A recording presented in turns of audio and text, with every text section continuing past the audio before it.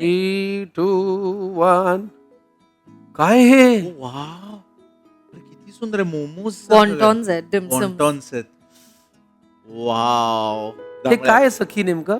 डिमसमच आहेत. आता मी छोटीशी हिंट देते मी द्या. तुम्हाला. हां. हिला साबुदाण्याची खिचडी फार आवडते. बर. मॉडर्न पद्धतीने साबुदाण्याचं पीठ आहे. ओ.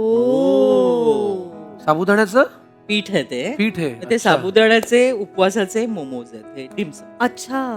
साबुदाण्याचे उपवासाचे मोमोज नवरात्री स्पेशल. नवरात्री स्पेशल आहे. भारी. त्याच्यामुळे अनेकांना घराघरात उपवासही असतात. हो. तर तुम्ही हा जो पदार्थ आहे हा दिसत जरी तुम्हाला कुठेतरी भारताच्या बाहेरचा असला तरी तो उपवासाला तुम्हाला चालू शकतो. ह्याचं नाव काय ठरलं फायनली? उपवासाचे डिमसम. उपवासाचे डिमसम. हा.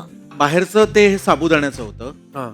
ते कव्हर जे होतं ते करेक्ट. आतमध्ये भाज्या होत्या त्या फक्त आपल्याला सगळ्या उपवासाला चालणाऱ्या भाज्या पाहिजेत. आता म्हणजे बटाटा. गाजर चालतं ना, गाजर ढोबळी. आता काही काही प्रदेशात भेंडी पण चालते. हो. पनीर होतं त्यात. हा. पनीर चालतं माहिती आहे ना उपवासाला. शिमला हा, मिरची. पनीर. साहित्य तुला थोडक्यात कळलेलं आहे. हो. त्याने हे असू शकतं हे असू शकतं म्हणून सगळं आणि सांगितलंय. मीठ मिरपूड विसरू. हा मीठ मिरपूड पण आहे. ते नाही. तर ते आता आणि आलो. हो पण हा, आता आता पण जातो. हा आता गेलं. अच्छा. हां.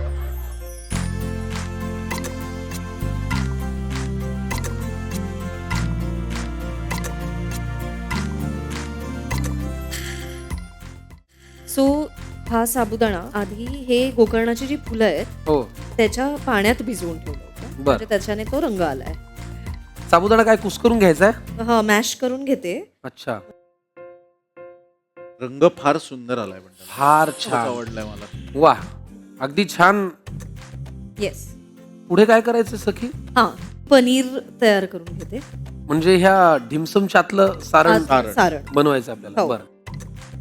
साबुदाणा मोमोज किंवा डिमसम मध्ये आपण जे पनीर वापरतो आहोत ते आहे गोविंद पनीर. अत्यंत ऑथेंटिक आणि 100% शुद्ध गाईच्या दुधापासून बनलेलं गोविंद पनीर प्रत्येकाची पहिली पसंती आहे. कारण 1995 पासून दुग्धोत्पादनाची परंपरा असलेलं गोविंद मिल्क आणि मिल्क प्रोडक्ट्सने कमवलेला विश्वासच आपल्याला गोविंद पनीर निवडायला लावतो. त्यामुळे नक्की घेऊन या.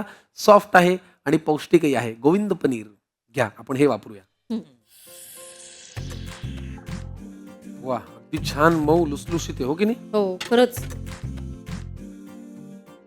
आपण पनीर कुस्करून घेतलं. हो. तिकडे स्टीमर पण तयार आहे. हो. आता आपल्याला काय करायचंय? तर थोडंसं मीठ मिरपूड. बर.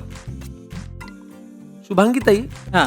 आता मान्य आहे मुलं आजच्या काळातली आहेत, प्रेम होऊ शकतं, मैत्री होऊ शकते, पण जेव्हा सखीने जोडीदार निवडला आहे हे तुम्हाला कळलं, हम्म. जाणवलं किंवा तिने सांगितलं, तेव्हाची पहिली रिॲक्शन काय होती?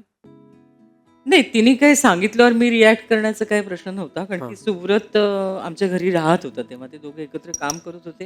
हां. आणि त्याची थोडीशी तब्येत बिघडली होती आणि तो जवळपास राहायचा. पण त्यानेच मला विचारलं की मी तुझ्या घरी राहू का, म्हणजे मला घरचं जेवायला मिळेल. हां. तर दॅट वॉज व्हेरी क्यूट.